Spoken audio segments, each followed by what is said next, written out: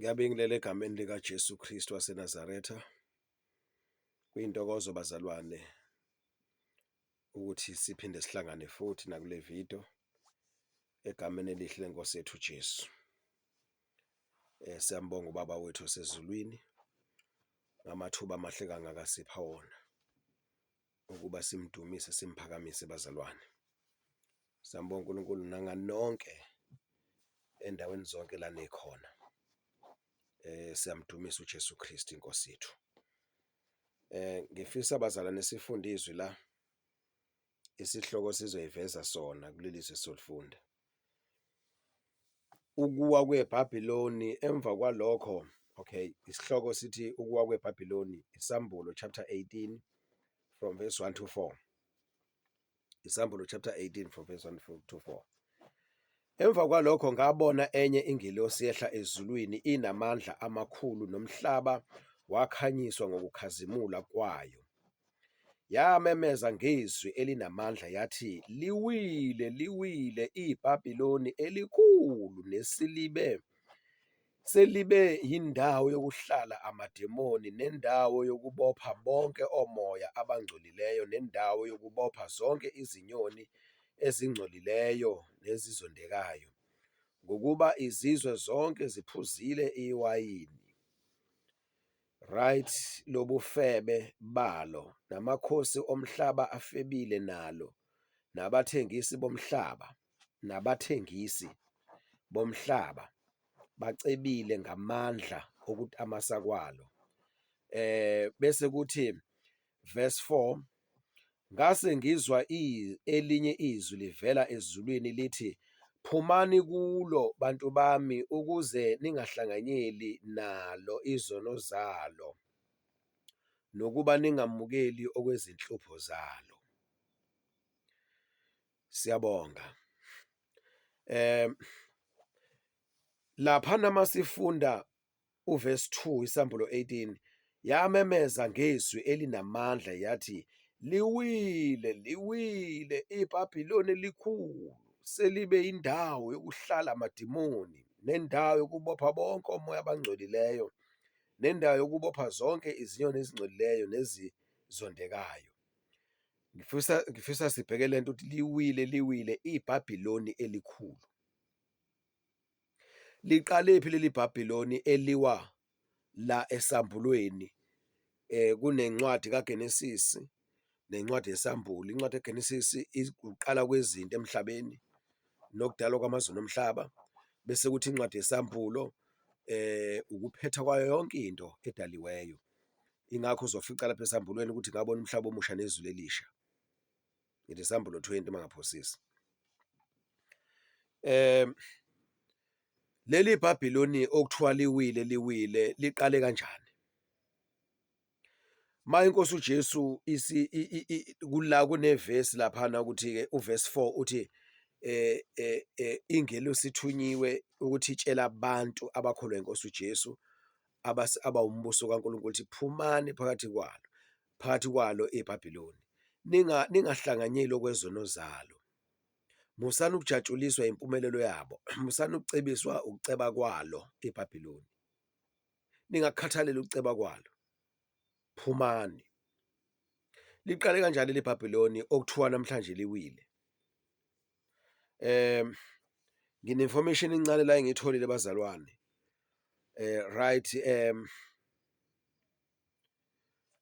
Laphana iBhabhiloni laqala khona, sizothola ukuthi kuyavela kuGenesis uchapter 10. La kukhulunywa khona ngumbhoshongo waseBhabhele. Yabona, umbhoshongo waseBhabhele. Alright, chapter 11. Yeah, uchapter 11, uGenesis chapter 11 from verse 1. Liqale lapha eBhabhiloni bazalwane. Njengoba liqale lapho nje, nginomlando la omncane engiwutholile. Uma ngabe uzolalela kahle ucabange kahle,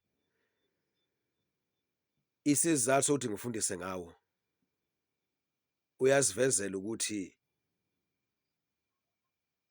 uma lithi iBhayibheli asiphume kwi-world system, ngempela ibuso usathane, and usathane umisile amadimoni amakhulu onkulunkuluwana kuyo yonke into okuthiwa isiza abantu emhlabeni.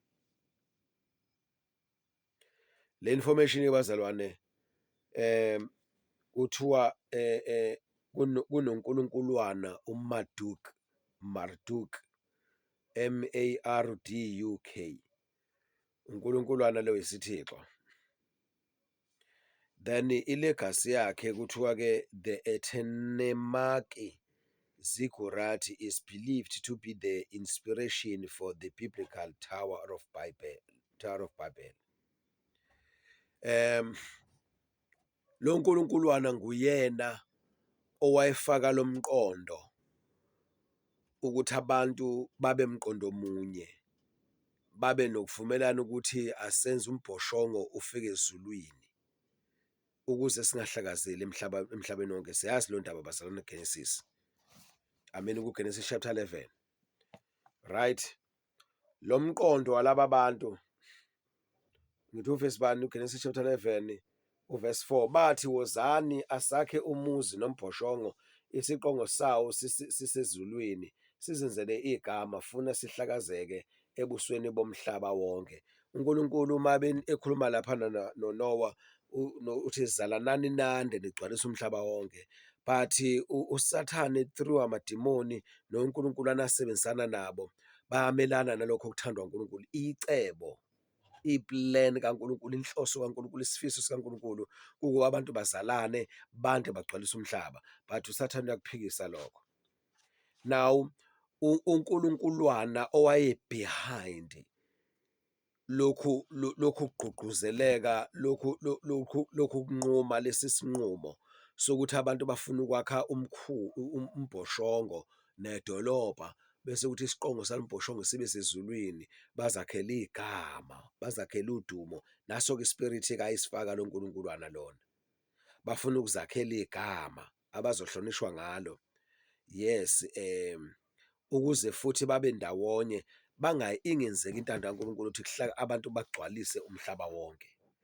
Lo nkulunkuluwana-ke owayefaka lo mqondo especializa ngeBhabheli ukuthi lakhiwe, lo mqondo okumelana noNkulunkulu, lo mqondo okungakwenzi lokhu okukhomandwe uNkulunkulu, uvela omunye wabantu aba-influence abantu emhlabeni, uMarduk God, unkulunkuluwana okuthiwa uMarduk.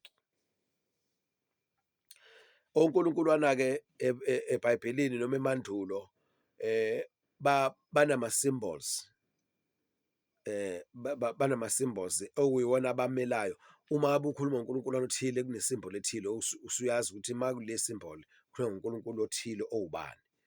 Then-ke bebesebenzisa kakhulu-ke isimboli yespade, spade, spade, nenyoka lethiwa udragon, ne-thunderbolt, neplanet uJupiter, Jupiter. And uJupiter sifundiwe ngawe kwi-science, geography, uJupiter it's one of the planets engigcine kuthiwa u-9. So isimboli yakhe uJupiter. I-mythology-ke bazalwane, in the Enuma Elish, he says the primordial chaos goddess Tiamat, creating the cosmos from her body, establishing order. Idamage enkulu enziwa usathane amademoni bazalwane, inkulu ngendlela emangalisayo. And ngalesi sikhathi kulokho okubhalelwa le information, umuntu bengakafika emhlabeni, uNkulunkulu esalungiselela lokho, but usathane amademoni sebegijime phambili bona bayoyimisela ukuhleleka kwezinto, art of izinto edalwe ubaba uNkulunkulu. That is why uJesu mayefika ukuthi delani konke-ke nilandele mina, ntasekonke nakho nabela bampofu, then ukuze nikwazi ukulandela. The only way ukuthi siphume kule corruption, kulokhu kweduka, kulobu bubi, ukuba sikholwe inkosi uJesu, silandele yona ngokupheleleyo. Origin, umsuka abazalwane, rose from a major deity to supreme God, from a major deity to supreme God, as Babylon grew in power. Right, irole lakhe edlala uNkulunkulu anake, King of Babylonian gods, uyena obemkhulu kunabo bonke abanye onkulunkuluwana. Yayizwe order kaSathane. God of justice, compassion, creation, healing and magic. USathane bazalwane namadimoni onke akhe bayasebenza tirelessly, balwela ukuthi abantu babambeke bagcineke embusweni wakhe uSathane, bangaphinde babuyisane noNkulunkulu forever. But sitholakala ukuthi manje ingelosi ngapha kwisambulo 18 liwile iBhabhiloni. Noma abantu bengaba powerful bacebe, but umsuka isource lapho becetshiswa khona iBhabhele, and uNkulunkuluwana ophethe kuleli iBhabhele uMarduk. That is why ke uNkulunkulu yena ozothatha uaction aphendisela abantu bakhe, a revenge abantu bakhe ngokuthi alibhubhise iBhabhiloni leli abantu abaqhoshe ngalo. Sifunde isambulo chapter 18 thina sigcina verse 4, qhubeka naso zoyizo lento engishoyo.